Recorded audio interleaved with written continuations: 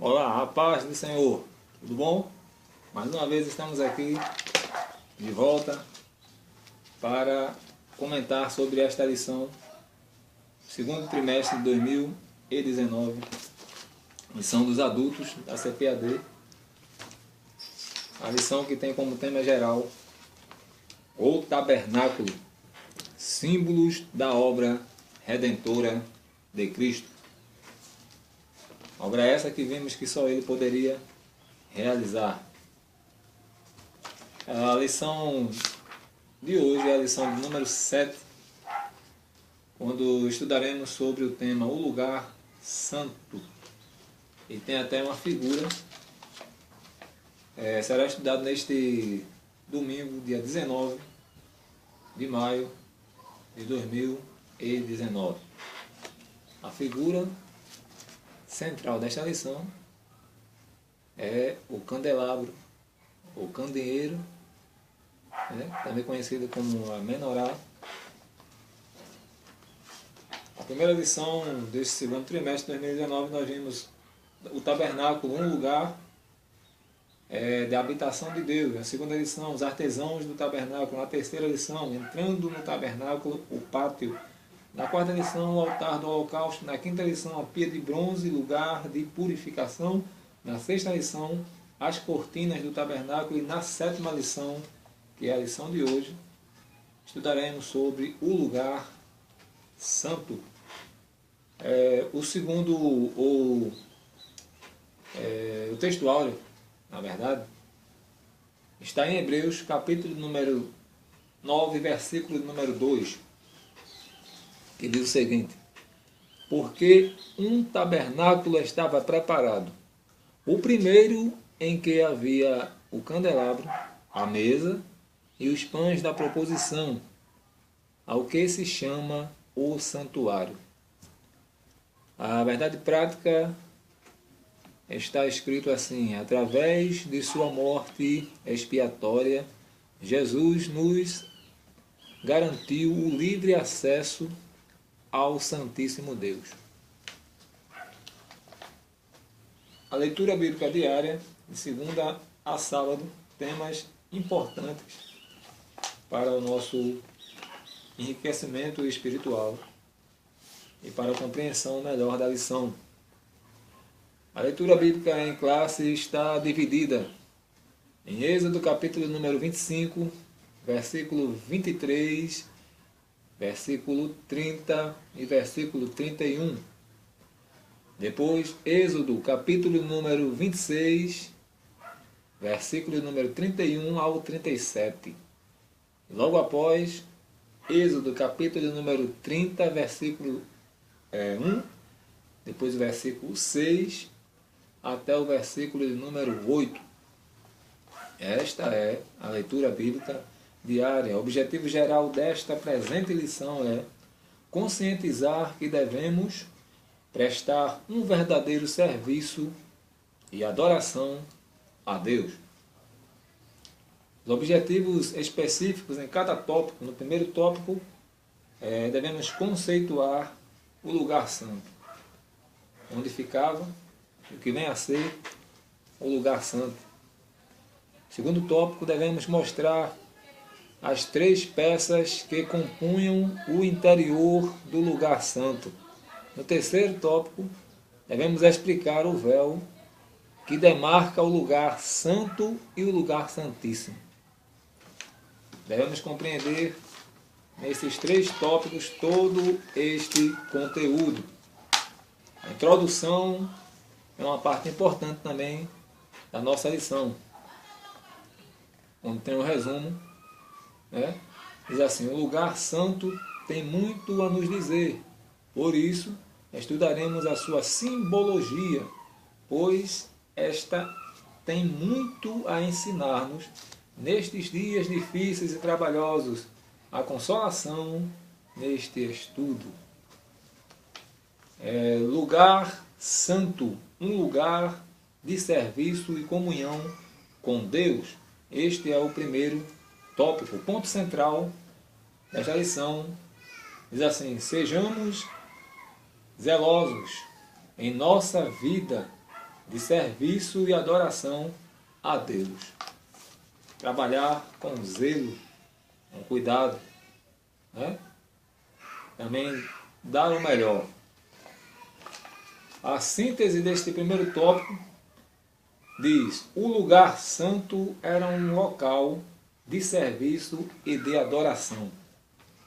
Era um lugar somente não de serviço, mas também era um lugar de adoração. Então o que fazemos para Deus também constitui uma adoração. Já vimos em algumas lições que até o ofertório, até o dízimo, né? Tudo isso aí constitui também um ato de adoração ao Senhor. Observe que o primeiro tópico, no seu primeiro ponto, diz uma pergunta, faz uma pergunta para nós. Que lugar é esse? O lugar santo. O que vem a ser este lugar? O texto de Êxodo, capítulo número 26, versículo 33, mostra a distinção entre os dois compartimentos. Porque nós sabemos que havia o lugar santo, primeiro pacto, o lugar santo, separado do lugar santíssimo. E vemos que no lugar santo, o sacerdote ia fazer o serviço, né, de sacrifício e adoração ao Senhor. O povo, na sua quantidade, a massa, né, não conseguia, não tinha liberdade de entrar no lugar santo. Mas os sacerdotes conseguiam entrar. E ali sacrificavam, faziam todo o ritual, todo o trabalho. E este serviço constituía também em adoração ao Senhor. Mas no lugar santíssimo, aí a coisa era diferente. No lugar santíssimo, só quem poderia entrar era o sumo sacerdote. Não é verdade? No segundo subtópico, o segundo ponto desta lição, um lugar de serviço e adoração. No tabernáculo havia uma porta e 2 véus. Estes 3 elementos impediam a entrada de pecadores na presença de Deus. O caminho para Deus começava com o derramamento de sangue, com sacrifício. Por isso que a Bíblia diz em Hebreus capítulo 9, sem derramamento de sangue não haveria remissão de pecado. Assim como o cordeiro, assim como um animal inocente, né, que vertia o seu sangue, Cristo também, sem pecado, veio e fez e realizou a obra da salvação, derramando o seu sangue para a purificação dos nossos pecados. Muito bem. Mas também, neste lugar, era um lugar de adoração e de profunda reverência. Nos dias atuais devemos ter o mesmo espírito quando exercemos algum ministério na igreja, alguma função na igreja local, ou apresentamos o nosso culto ao Pai Celestial, Romanos capítulo 12, versículo 1 e 2. Quando nos reunimos, ministramos uns aos outros, mas, sobretudo, todos estão reunidos para adorar ao Criador. Terceiro tópico, ou terceiro subtópico deste primeiro tópico, o propósito do lugar santo. Qual era o seu propósito? Tinha-se como principal função seu local onde os sacerdotes ministravam sacrifícios pelas diversas espécies de pecados cometidos pelo povo israelita. A cada violação individual, familiar ou nacional, o sacerdote entrava no lugar santo e apresentava a Deus um sacrifício ali. Observe que estava explícita a santidade de Deus, pois esse lugar era local adequado para restaurar a vida do pecador diante de Deus. Entretanto, a apresentação dos sacrifícios não eram perfeita nem suficiente como resiste a Epístola aos Hebreus, capítulo 9, versículo 11, e capítulo 9, versículo 11. Observe que todo o sacrifício ali, ele não era suficiente nem perfeito. Mas vindo Cristo, que veio perfeito. Observe que esse sacrifício tinha que ser repetido. O seu valor ele era limitado.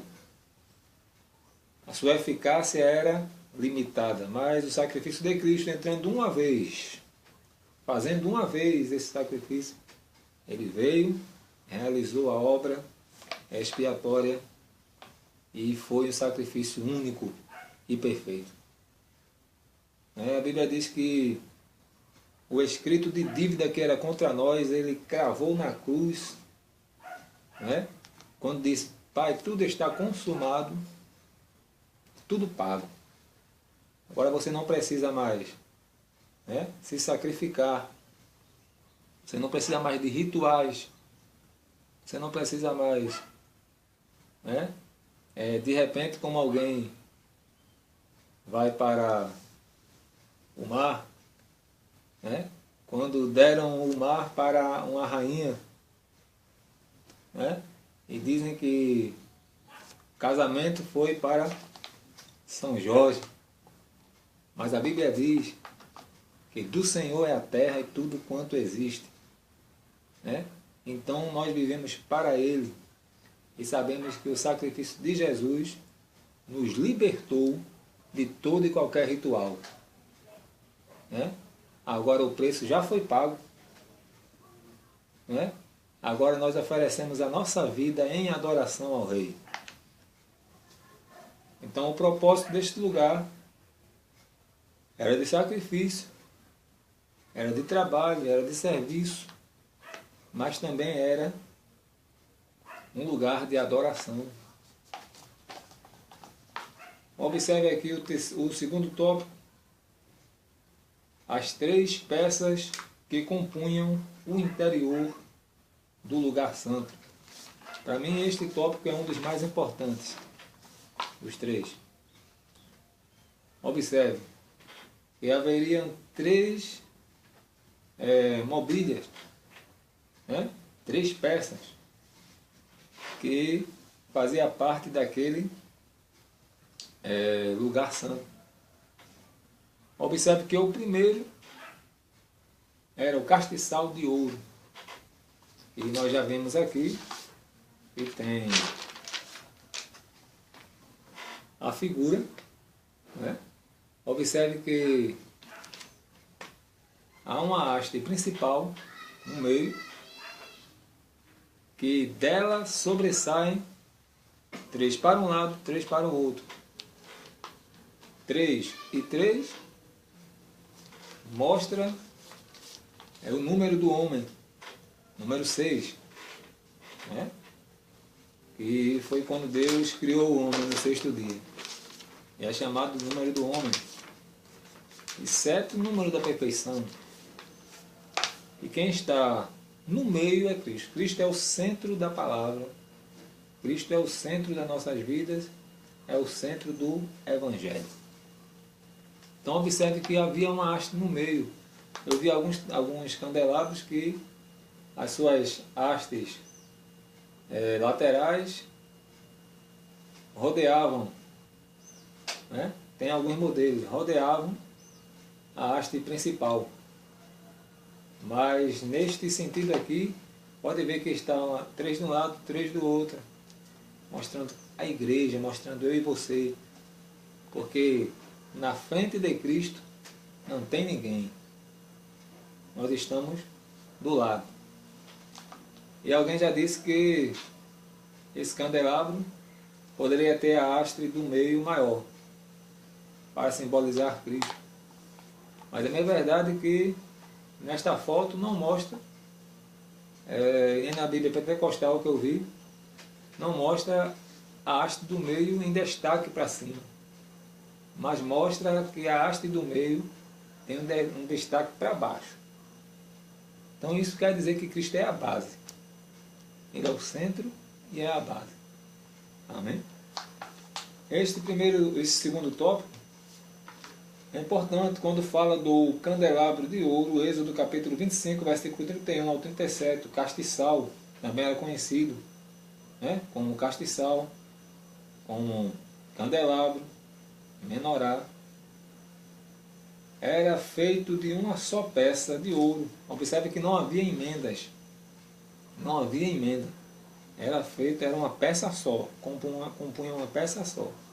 As três de um lado, três de outro, saíam daquela central, né? Então, observamos que Cristo, ele é a cabeça. Nós somos membros do corpo de Cristo e membros um dos outros. Então estamos todos ligados, né? Observe que havia uma forma de taça, né? Onde ali havia algo que com azeite para que o fogo pegasse, né? É interessante observar este detalhe. E no seu interior o azeite corria, né? Muito interessante. Crente sem azeite, crente sem fogo, tem alguma coisa errada. Mas Cristo sendo o centro da vida do cristão, o azeite corre. O azeite vai de um lado para o outro e vai abastecendo, tem combustível. Quem tem Cristo como centro da sua vida tem combustível espiritual. Muito interessante esta primeira peça chamada de o castiçal, ou candelabro. Alimentadas, ou essas lâmpadas eram interiormente alimentadas por dutos nos quais havia uma mecha embebida de azeite, fornecendo dessa forma um combustível, que uma vez aceso fazia o castiçal iluminar todo o ambiente. Nos evangelhos, nós vemos que o Senhor Jesus ele é comparado ou apresentado em João 8, verso 12, né? Apresentado como uma luz do mundo. E por sua vez, Cristo disse que os discípulos também são ou eram a luz do mundo. Interessante. Jesus é a luz que ilumina o mundo em trevas. A igreja também tem esta mesma função na terra até a volta do Senhor. Ela possui o verdadeiro azeite com a marca da unção do Espírito Santo. João 14, 26. Assim somos chamados por Cristo a iluminar o mundo, pregando o Evangelho com poder, autoridade e ousadia. Louvado seja Deus. Então o candelabro servia, sua função é para iluminar, né? Era para trazer clareza. Então nós devemos ensinar a palavra, pregar a mensagem, levar o Evangelho, esclarecer os pontos que alguém tem dúvida, né? E além de pregar a luz, que é Cristo, também temos que ser luz. Temos que mostrar a diferença. Assim como Cristo é a luz do mundo, ele aponta para a gente e diz: vós sois a luz do mundo. E não se pode esconder a luminária embaixo da mesa, mas pega a luminária e coloca, foi Jesus que disse, em lugar alto, para iluminar todo o ambiente. Você é a luz. Onde você chega, as trevas correm. Amém? Este é o primeira mobília, né? Que estava no lugar santo. Terceiro subtópico do segundo tópico vai dizer: a mesa com os pães da proposição. Esta era a segunda mobília. Primeira, a menorá, o candelabro. E a segunda, a mesa com os pães da proposição. Mesa, né, segundo a Bíblia, fala de banquete, fala de comunhão, de intimidade. Quando o judeu chamava alguém para um banquete, para o jantar, ele estava ali considerando a pessoa. Não era qualquer tipo de pessoa que eles chamavam para o jantar, para cercar a mesa com eles. Né? Você chama alguém para um jantar na tua casa quando você quer ter um relacionamento. Agora observe que eles criticavam Jesus porque diziam: ele come com publicanos e pecadores. Ele vai lá e come com eles, se assenta na mesa com eles. Eles respeitavam muito esse negócio de assentar à mesa. Mas Cristo ele veio para os enfermos, para os doentes. Quando Cristo ele aceitava ir na casa de um pecador, de um publicano, cercar a mesa lá, Cristo estava dizendo assim: eu vim para vocês. Cristo estava dizendo assim: eu quero ter uma intimidade com vocês. É por isso que Cristo aceitava os convites. Eles ficavam revoltados. Como é que ele come com publicanos, pecadores? Não é? Não é porque o prazer de Cristo é. Observe que a Bíblia diz em Apocalipse: eis que estou à porta e bato. Se alguém abrir, eu entro. E se eu entrar, cearei com ele e ele comigo. Cristo quer estar à mesa conosco. Louvado seja Deus. Observe, o versículo que está no livro do Êxodo, capítulo 25, versículo 30. A mesa era feita com madeira de acácia e coberta de ouro. Recoberta de ouro. Na mesa eram colocados os 12 pães da proposição, que aponta para os 12 apóstolos, aponta também para as 12 tribos de Israel. Não é? Está em Levítico 24, versículo 5 ao 9. Os pães eram feitos sem fermento, detalhe, deviam estes ser comidos pelos sacerdotes, a fim de que os ministros estivessem nutridos para exercer o ofício da presença de Deus. Observe que quem tinha que comer aqueles pães eram os sacerdotes, para estar alimentado, fortalecido, para fazer a obra, para sacrificar, para adorar. Tinha que primeiro também estar alimentado. Não é? Então Cristo ele disse: eu sou o pão da vida. Né? Cristo veio para alimentar a alma do homem também. Ele veio como pão, sou o pão que desceu do céu. Né? Eu observo que o sacerdote tinha que se alimentar daquele pão para exercer o ofício, a obra ali. O que falta hoje em dia é a fome da palavra. Pessoas que queiram se alimentar deste pão. Muitos querem ministrar, mas não se alimentam. Né? E o negócio dá errado. Antes de ministrar, tem que se alimentar. Temos que ter fome desta palavra.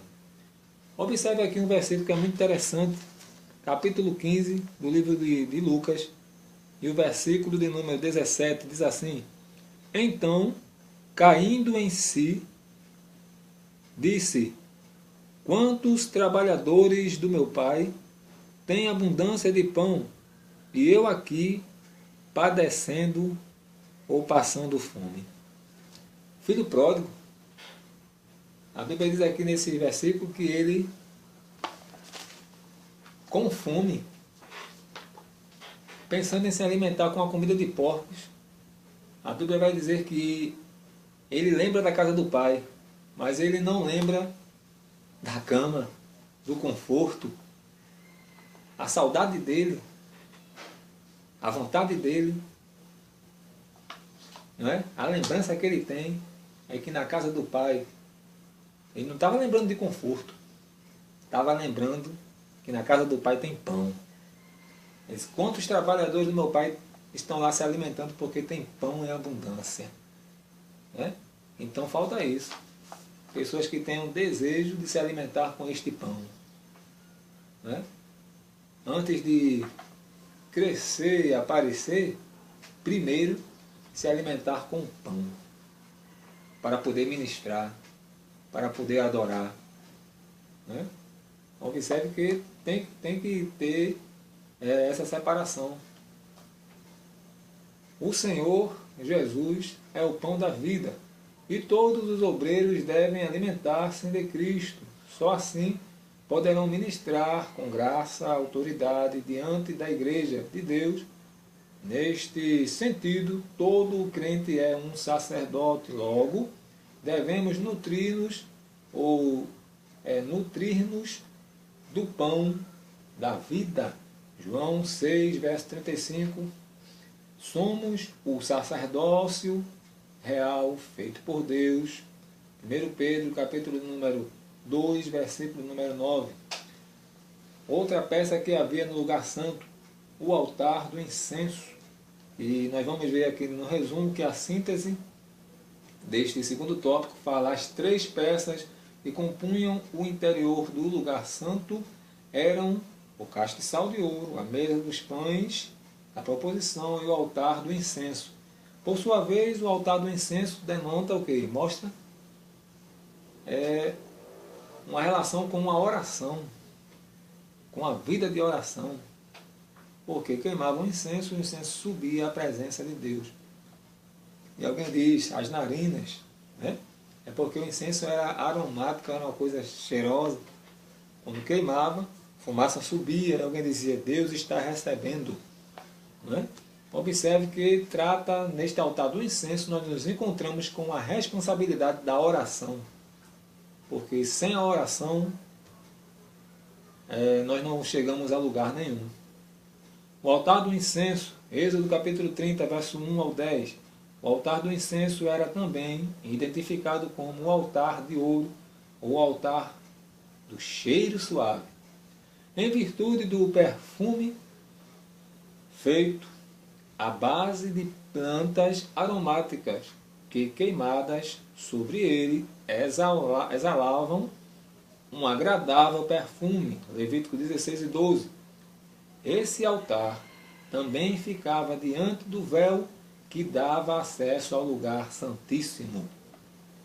A palavra de Deus, ela relaciona o incenso com uma figura da oração. Salmo de número 14, versículo 1 e 2. Nosso sumo sacerdote Jesus Cristo intercede por nós. Ele cumpriu sua tarefa de intercessor supremo quando, através de sua morte, fez-se nosso único mediador entre Deus e o homem. Hebreus 4, versos 14 e 15. Interessante. Muito interessante. O altar do incenso. Lembra que o cristão tem que orar, buscar o Senhor. Isaías diz, buscar o Senhor enquanto está perto, invocai-o, né? O seu nome. Buscar a Deus através da oração. O véu que demarcava o lugar santo e o lugar santíssimo. É o terceiro tópico. O primeiro subtópico diz, o primeiro véu, Êxodo 26 e 36. O primeiro véu, depois de passar pelo altar do holocausto e pelo lavatório, o sacerdote haveria de se lavar, né? Se purificar com a água para entrar à presença do Todo-Poderoso. Observe, este véu ficava na entrada do lugar santo. Ele era feito com um linho torcido, bordado, e só depois de passar pelo altar dos holocaustos e pela bacia do lavatório, o sacerdote poderia entrar no lugar santo. Logo, esse primeiro véu tinha o objetivo de demarcar o espaço entre o pátio e o lugar santo. Aqui começava a ficar claro o quê? Que os espaços permeados de sacralidade do tabernáculo, primeiro véu deixava patente o propósito sacro do lugar. Interessante. Agora o subtópico número 2. O segundo véu. Primeiro era que impedia do povo chegar ao lugar santo. né? Agora haveria o segundo véu, que este que é o interessante. Êxodo 26, verso 32 e o 33. Esse é o véu que ficava entre o lugar santo e o lugar santíssimo, ou o santo dos santos. No santuário, somente o sumo sacerdote podia entrar, representando todo o povo de Israel. No lugar santíssimo encontramos o que? Apenas a Arca da Aliança. O segundo véu tinha o objetivo de demarcar o espaço entre o lugar santo e o lugar santíssimo. A sacralidade inspirava uma consciência de intimidade com o Altíssimo. O segundo véu deixava claro que a partir daquele espaço havia um propósito santo e remidor no lugar sagrado. Os dois véus são uma imagem para nós. Antigamente havia uma gradação e divisão do propósito sacro do tabernáculo, mas em Cristo, o nosso sumo sacerdote perfeito, né, Cristo, por intermédio de seu próprio sangue. Observe que não era mais de animais, né? Mas ele mesmo foi o sacrifício, foi a oferta, o ofertante perfeito e único, né? E é aquele que determinou que não haveria mais, após o seu sacrifício, não precisava mais, porque o sacrifício dele era o sacrifício perfeito e único, né? Observe Hebreus 9, verso de número 6 e 7. Assim a Igreja de Cristo tem a liberdade de exercer seu sacerdócio na presença de Deus. 1 João, capítulo número 1, versículo 3 e o 7. A síntese desse tópico 3, o primeiro véu separava o pátio do lugar santo e o segundo fazia a separação entre o lugar santo e o lugar santíssimo. É um resumo deste terceiro tópico. Observe que havia uma separação, e alguém já diz, historiador, que o véu ele era grosso, né?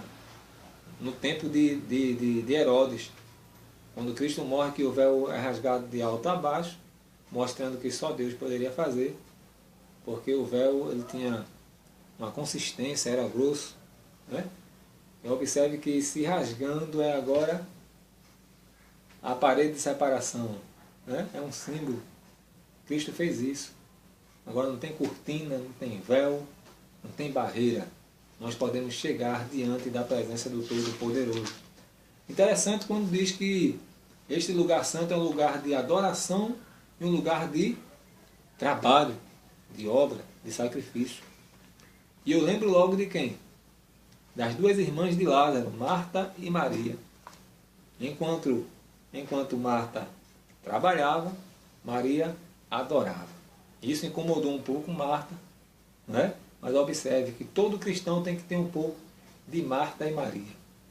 Todo cristão tem que trabalhar, adorar e trabalhar. E alguém se incomoda, mas o problema, né, não é teu, né? Se alguém se incomodar, continua adorando, continua trabalhando.